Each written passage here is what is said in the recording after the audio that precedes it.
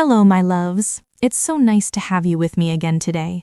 I'm always happy to share my experiences with you because as a mom, I know how important mutual support really is.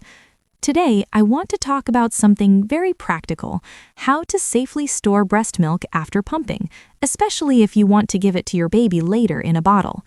The most important thing is hygiene.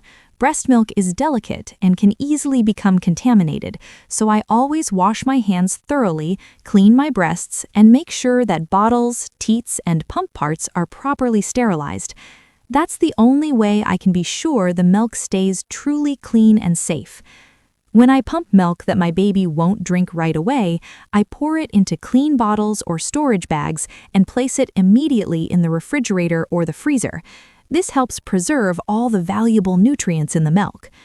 There are a few important things to keep in mind when warming breast milk too.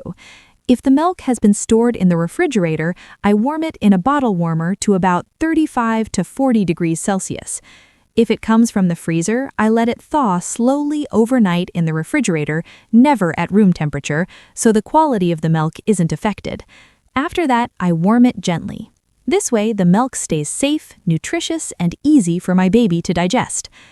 To help you stay flexible, I'd also like to briefly show you how to assemble a manual breast pump. First, I check that all parts are clean and dry.